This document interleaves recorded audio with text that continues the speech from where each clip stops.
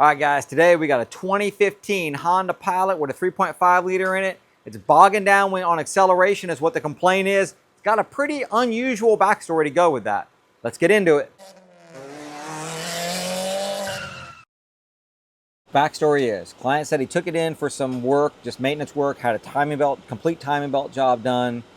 And when he left there, the engine was bogging down. He said it didn't do that before he took it in. So he took it back to them and they said, hey, we're going to take care of it. Try to take care of it for him. They did mass airflow sensor. They did air fuel ratio. At least they did one air fuel ratio sensor, it looks like. They put fuel injectors in it. From what on here, it only shows fuel injectors, but from what I talked to the client, he said they put an aftermarket set of fuel injectors in it, and then they put an OE set of fuel injectors in it. And it is running lean. We've already scanned it. It's got lean codes. I've got that. I'll show you that. Codes are PO171, PO174, lean. And I did pull them up real quick, and we can see that they are massively lean. You can see that we've got 46.87 on short term, and it's just adding a ton of fuel. I think that, and if we look at the two banks are really close to each other. I mean, bank 2 is a little bit different than bank 1, but if we rev it up, and again, remember we did this in a very recent video on how to check if it's got a vacuum leak. Well, I'm revving it up and you see it's not changing at all. Matter of fact, the bank 2 pegs out. I'm thinking that we're pegged out at 46 and some change, and I think that long term is pegged out up there too. So we can't really, this thing is adding a bunch of fuel. It's not a vacuum leak or something like that. So I want to take it down the road. We're going to do, this does have a mass airflow sensor on it, so we're going to do a VE test on it. We're going to do a fuel trim table test. We're going to see what it looks like.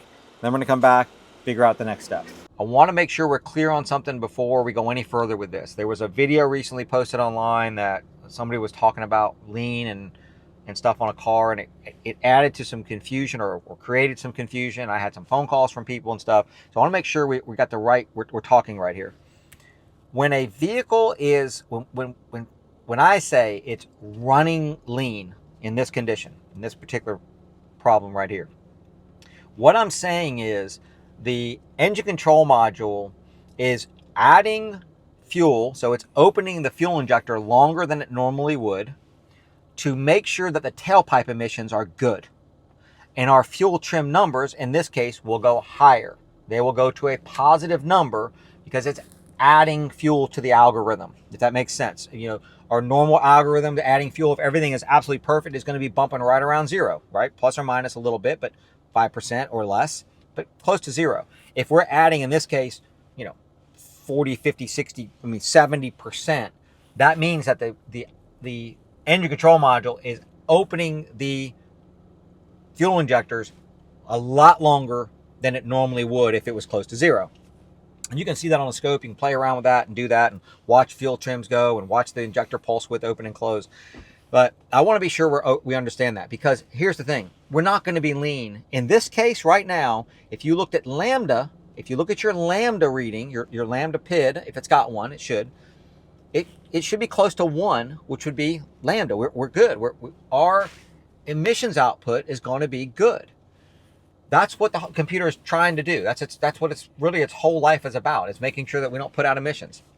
So if our lambda reading is now off, in other words, it's higher or lower than 1, then we could potentially be running lean because we're putting out more emissions than we should, because the engine control module cannot make up for, in other words, it can't do enough of a change. It doesn't have an infinite range there in the fuel trims.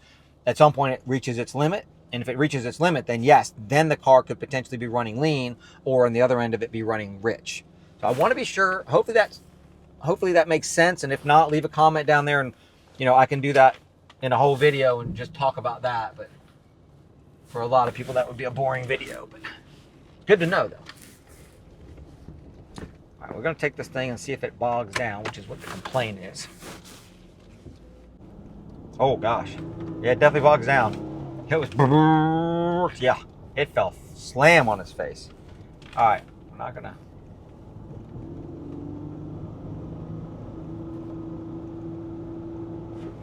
Yeah, kind of accelerated there, and then it kind of went. Brrr. So it definitely, when the client said it's falling on its face, it's falling on its face. It's not like it doesn't have the power to pull up. It's like literally. All right, we're up here. We've come up on 17 a little bit, and I've throttled on it, going through some different stages here. If you really get down on this thing, like right now, it falls dead on its face. It will not go right now. And the reason I'm doing these tests, the fuel trim and the VE, is, I mean, they said a timing belt was done, and then it started doing this. Well, if the timing belt, the only thing that could happen with the timing belt being done is potentially the timing being off. I would think we would get some other codes involved in that stuff, but you don't ever know. What we can prove is if the VE is good, volumetric efficiency is good of the engine, then we can pretty safely assume that the timing belt is on it correctly. Because if the timing is off, the valve timing is off, it's not going to breathe right, and your VE is definitely going to be off. We're going to spin this thing around here and do the VE test on the way back. I've not looked at the fuel trims other than Sherwood said they are all red. They've seen them now too, though, before you. They saw them before me? Yep. That's not right. Oh, there goes Paul with that Honda. Hey, there goes that Honda we worked on. Yeah. Look at that. Nice. What's he doing? I don't know. Hey, Paul. All right, here we go. We got the VE up and running. Let's go ahead.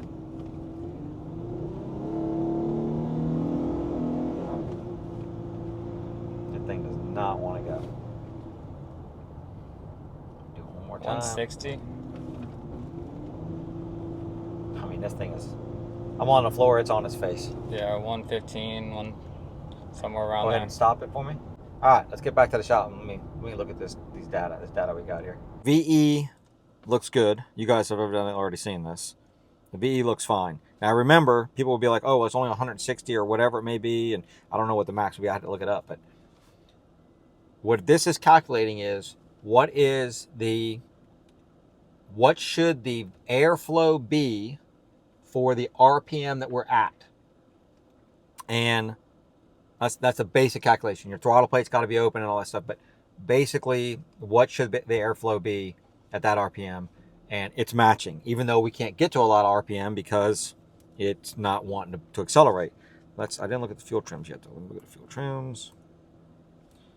You weren't kidding about being red. What do those numbers say? Holy moly! Yeah, they're bunching up there at 80s and stuff. And then at the top, they all go to 31 and just stop at 31. Like they match perfectly. Are those matching perfectly too on both sides? They're literally identical both sides. That seems weird to me. That's very weird. And they are identical bank to bank, and they are pretty much all the same. It's the same fuel trim throughout every single bit of the range until you get to the very top when it just falls right on its face. That's interesting. Okay, the first thing we're going to have to do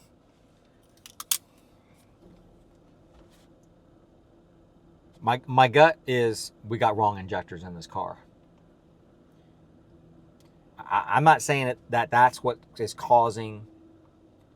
It felt like it had that little bog, and then it went, and it felt like it had a couple of issues with this car. We also felt at one point we were driving it, and I mean, it felt like a transmission issue, like the thing was doing like that.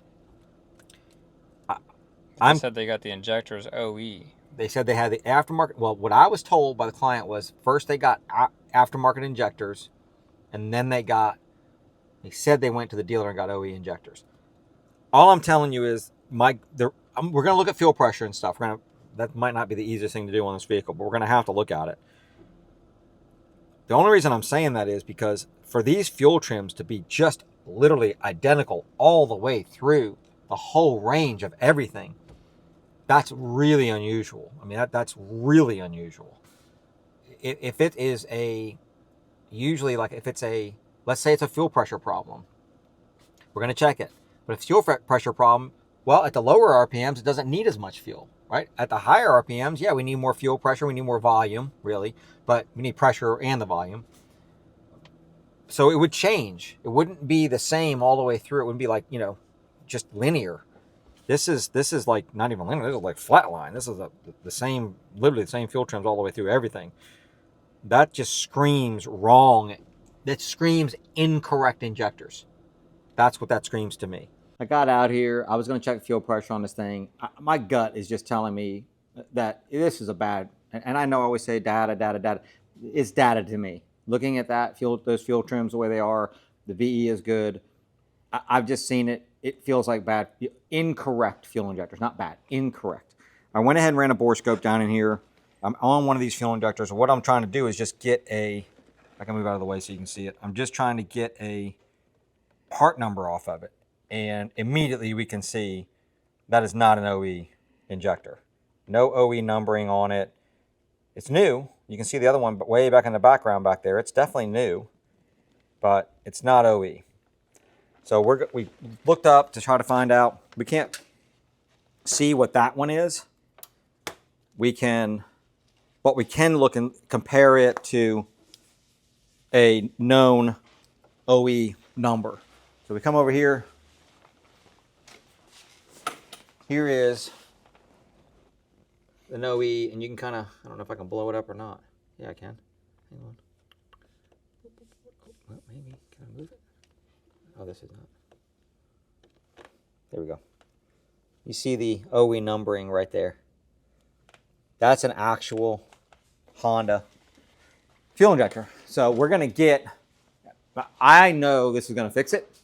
I'm confident in it. I'm going to put my money where my mouth is. I'm going to go ahead and get the injectors and put them in there. And then if it doesn't fix it, I'll eat them, but it's going to fix this car. It's just got, and I'm not the guy that always says, you got to have OE on everything. But in this particular case, this is what's wrong with this car. Well, I'm just curious to get it off and see what those injectors are. From the way my brain works, I just want to see what those injectors are and what they go to. Yeah. Because that's just, I don't know. That's what you, yeah. And I think what muddies the water a little bit here is that the previous shop clearly tried to help him. I mean, went ahead and put injectors in it, but they told him, what he told me was that they had put the aftermarket ones in there, and then they went and got OE ones when it didn't fix it. So and they put a mass airflow and all this other stuff in there, but you guys see how easy it is, and you guys know, you've watched the videos, and you've seen the E-scan and the way the VE works and the fuel trims work. We immediately know it's not a mass airflow sensor. We immediately know it's not an exhaust blockage. We immediately know it's not a timing belt issue. We know it's some type of a fueling issue to this car, and the fuel injector thing, you kind of have to see that and experience that, but hopefully you don't have to experience it. You can experience it through us. But that's just kind of leads you to the fuel injectors. But let's get no reason to overcomplicate this. We don't need to overthink this. This is what's wrong with this car. Let's get the injectors here. Let's get it in there, and let's go fix this car. Now, the shuttering thing and all that stuff that we felt, that could be a transmission issue or something like that. I'm wondering if this car didn't have a transmission problem, shuttering or something. That was the bogging down that the client thought. Maybe.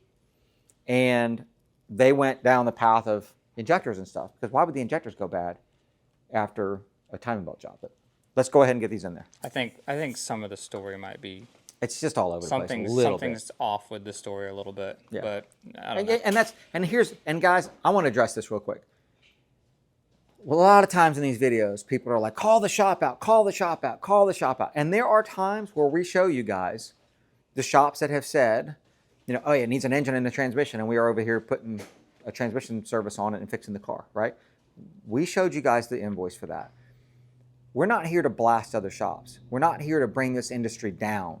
We're here to help this industry, to help, technicians out there, people working on their own cars, DIYers. We're here to help all of you hopefully gain some skills through my pain and heartache of 44 years of working on stuff and learning, right, the hard way. I want to give that to you guys. We're also here so that people, because we have a ton of people that are watching these videos that don't work on cars. They just like watching the videos. They just like, it's interesting to them. I want them to kind of understand what do automotive repair shops go through? What is the processes? Because a lot of people think, oh, you just plug in a computer and tells you what's wrong with the car, and that's just not a thing. I'm not here to bash other shops and to put shops down. I'm here to try to raise the industry standards. And yes, there are times when we go, okay, that wasn't really good, right? That's not the best thing to do here, and people need to know that. But we're just not the channel that's just going to constantly try to get clicks just by saying this guy sucks or that guy sucks or whatever. We all make mistakes. We make mistakes all the time. It's a matter of how you deal with the mistakes. In this case, they did try to help, and I think they got to the end of what their expertise. Yeah. And I think they're going to reimburse this guy. Yeah, they put a bunch of stuff on for free. They're trying to do it right, and I guarantee you, based off of what he said and what that invoice says, that once we figure this out, they're going to get him taken care of. I think they're going to take care of it. Especially, they have a good reputation, too. Yeah. They have a good reputation as a shop. They're a bigger shop. They're a chain. Yeah, so. And they have a good reputation. Absolutely. So, all right, let's get the injectors. Old ones are out. Here we are. Here is the old one that came out of the vehicle. And Sherwood has spent a bunch of time looking online to see if we can't figure out every single manufacturer of these, every single company, as far as, what was it? You looked up Standard, GP, Eklund, all the ones that are just common for people to buy, all have exactly the same picture. So we don't know if it's just a generic picture or if they're all just getting them from the same place. Here is a Honda one, still in the box, still in the bag. Just picked them up out of Jacksonville, brought them back up here. Let's see what this one looks like.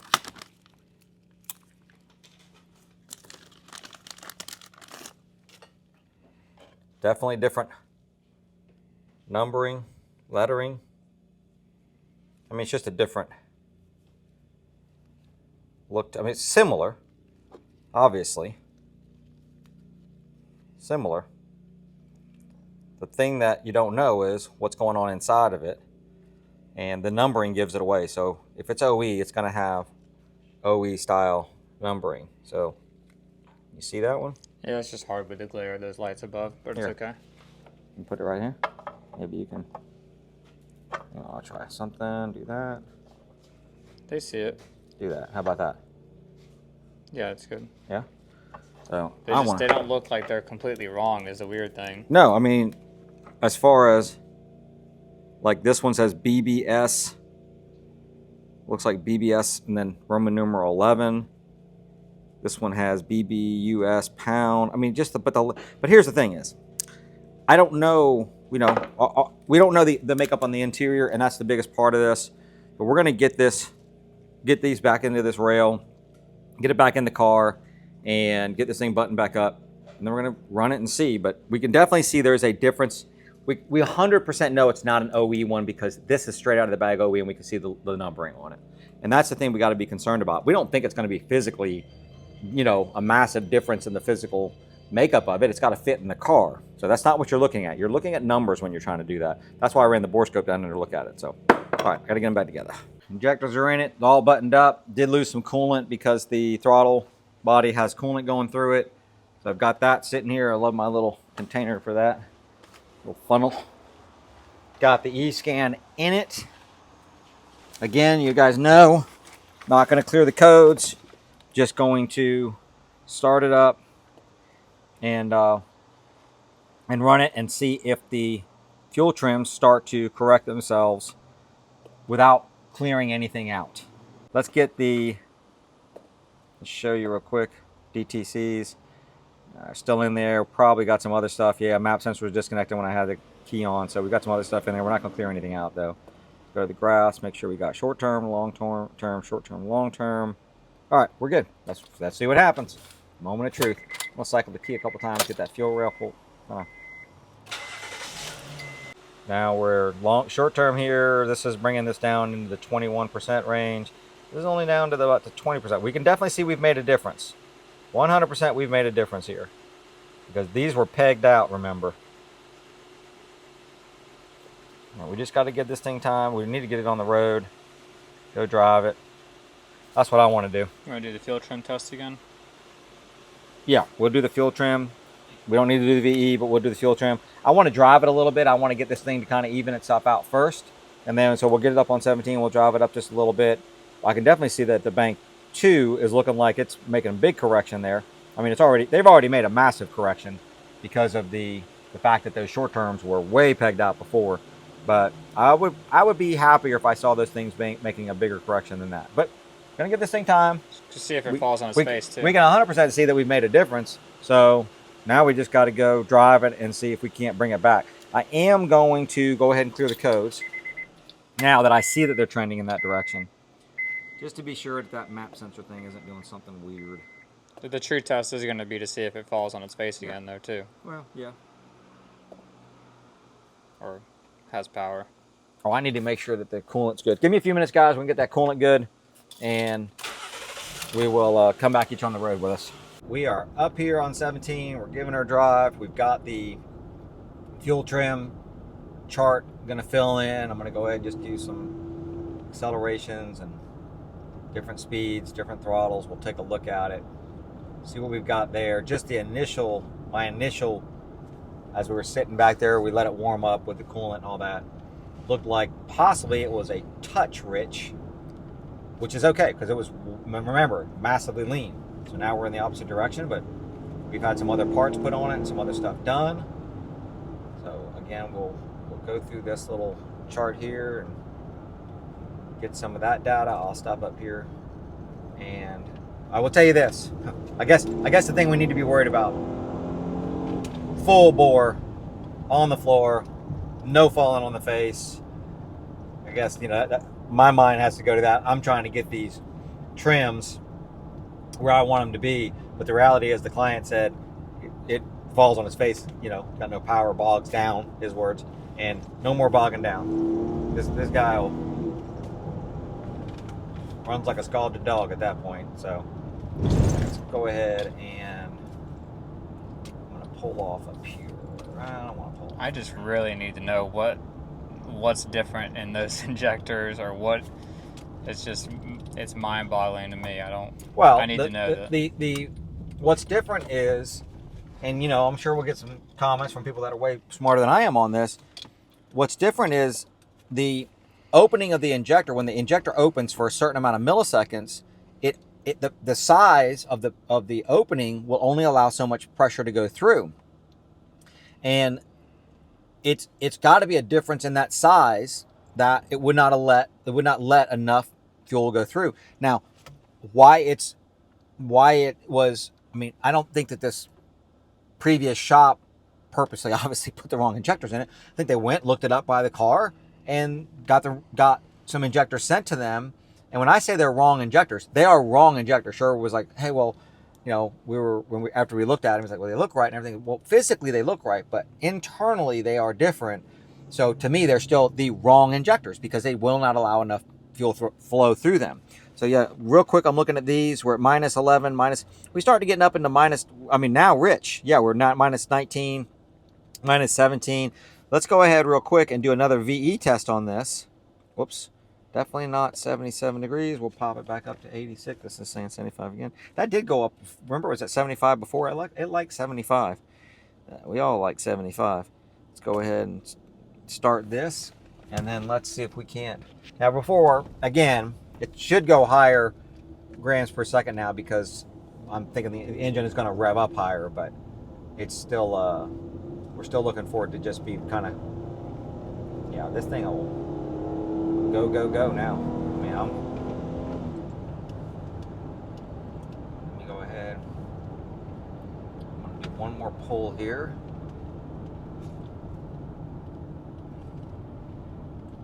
Drop back down to about 30, 35. Nice and easy. And then I don't want it really to rev it up too high on this engine. Yeah. I'm good with that pull. That's two really good pulls. We're going to hold that. There we go. All right. I know I've been down at the thing. So let's get off the road up here and let's take a look at that now. So we're looking at the VE now, and we see that it's actually showing a little bit of positive numbers here and then some negative, but it's a little off now because now the engine can rev properly. So, and I'm thinking that was more on that first one where we had that slow pull. That second one really mimicked it pretty good. So again, I don't think there's any issue there. And I really don't think there's any issue. I think this is just going to be over time. This is going to be this is going to fix itself. I think that we just need to give this car some driving time here. The point of this whole thing is it's fixed, right? This vehicle would not go, would bog down, massively lean codes. Definitely not going to get lean codes now. Now it's a little bit on the other direction. We don't overthink that. We're not going to overthink that at all. It is, who knows as far as I actually was, just so you guys know, we felt that little shudder too. We're not even feeling the shudder in the transmission anymore. We still have this vibration stuff going on. It needs some shocks and struts, things like that, but we still have that stuff going on, but I don't even feel the transmission shudder now. But we definitely have got no issue with this vehicle. For those that are familiar with Jacksonville, I talked to the client when we're talking about the fuel injectors and stuff, and I said, did you go over the Dames Point to get here? Because he's on the other side of Jacksonville. He said, no, I don't know if I went over to Dames Point, but it was kind of sketchy getting there. I don't think this truck would have made it up to Dames Point. That's a pretty good hill there. But this vehicle will make it now. It'll drive. It's fixed. No issues whatsoever. We know that. All right, guys, we're going to call this one done. We definitely fixed his problem. Got plenty of acceleration. Yeah, the trims are running a little rich now. We're going to do a little bit of work on that. We're going to see if it turns into something. We'll do another video. We'll do a part 2 on that. But what he wanted fixed was the acceleration. That's fixed. There's no vibration as far as the transmission goes or anything. There's the other stuff. We're going to look at that for him too, brakes and some other things. So we appreciate you guys watching. Hopefully this helps you when you see fuel trims like that. Go look for injector issues. Look for, has somebody replaced the injectors when you see fuel trims that are just very linear all across the board. We appreciate you. You know what to do. Hit that thumbs up. Hit that bell notification. Subscribe. Leave a comment down below. And Sherwood wants to know, do you guys think that our thumbnails are just too outlandish and crazy? Because I'll be honest, guys, that's me doing that, not him. So leave a comment down there. Let us know. Thanks for watching. We'll see you in the next one.